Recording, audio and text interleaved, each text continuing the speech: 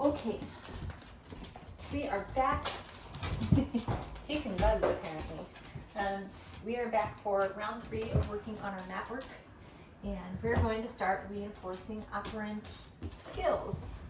Lemon's along for the fun of it. We're going to work on bug skills. We've got our mat out. Dog food. Nothing fancy today, just dog food. And we're going to put Bug on a leash because our goal is to do some things that help make her comfortable, more comfortable outside. So keep in mind that you can't move on to step 3. You can. You really want to start working intentionally on moving on step 3 when it is very easy to get your dog to settle over on a hip on the mat.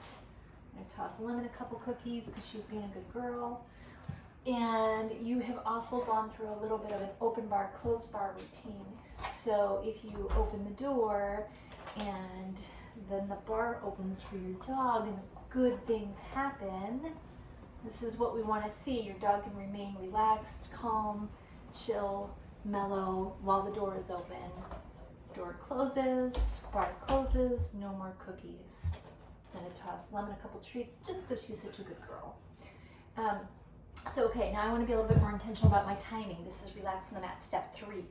Now I want to start rewarding her for noticing the door is open outside.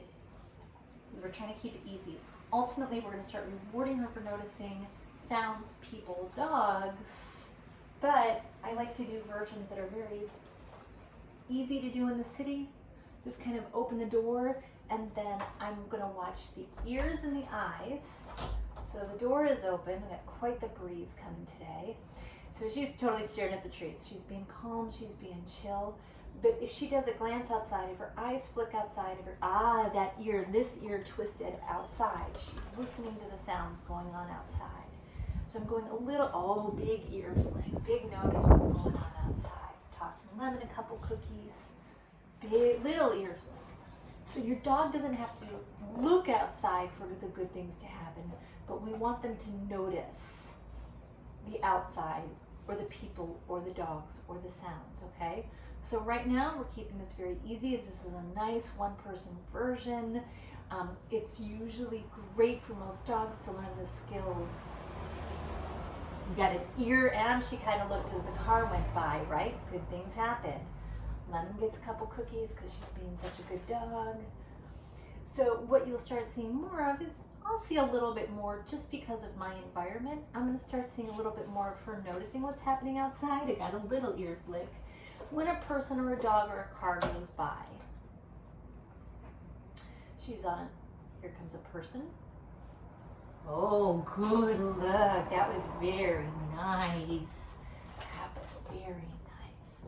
So without telling her what to do, I'm going to close the door just for a second because I dropped some cookies. My dog gets up, so I'm going to take a break. I'm going to keep the same rules I kept in step 1 and step 2. And those are, you can take a break and walk off. And we're going to do that anytime I can't quite get my pup to just sit calmly and relaxed because they're telling me they're not ready to work at this level. So I'm sending Lemon back to her bed.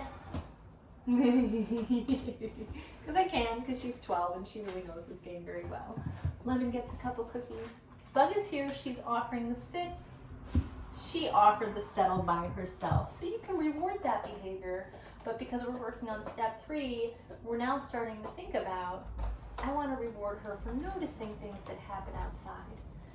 It is super Lemon cookies. Oh man, I tossed cookies again. So I have to watch if Bug gets up again. We're going to do another walk around the room. And Bug noticed what was going on outside. You need to back up. Don't multitask with 2 dogs. If you're just learning this, don't multitask with 2 dogs. Take a break.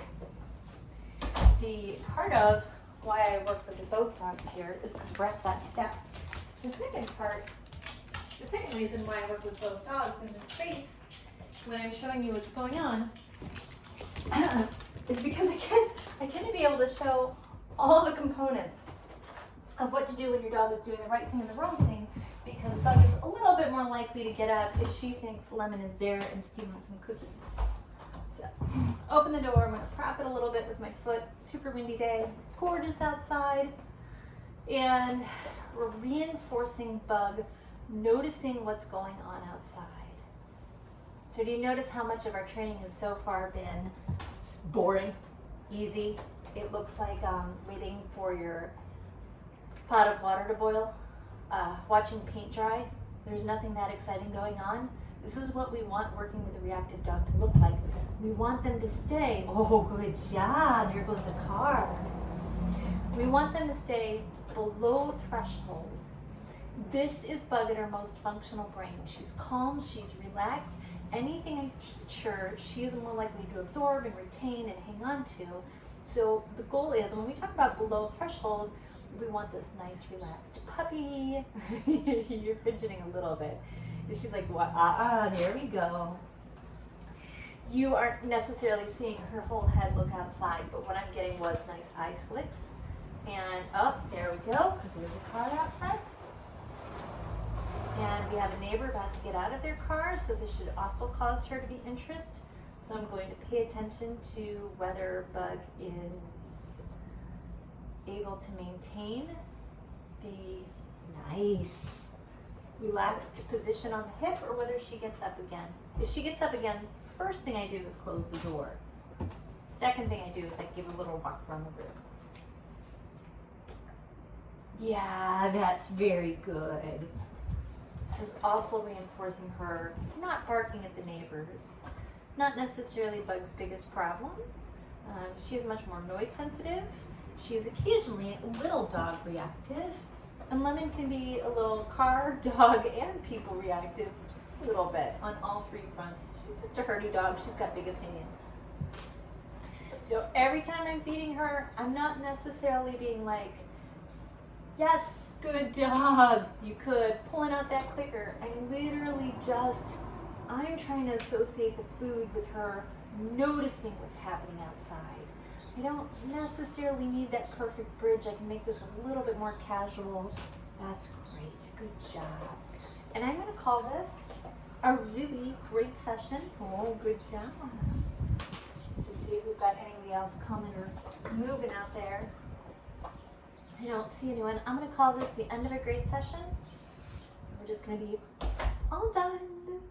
And then we are going to demonstrate step 4 later today. And then we'll be all done with all your relax on the mat steps in the house. Your foundation exercises. Good girl. All right, you ready, ready, ready? Wanna go get it? Go get it. I'm gonna make sure I pick up my mat. Took my pup off the leash. I'm gonna make sure I take up my mat, put it away, because I really want to keep this still being a great environmental cue for relaxation. Say bye, Buggy.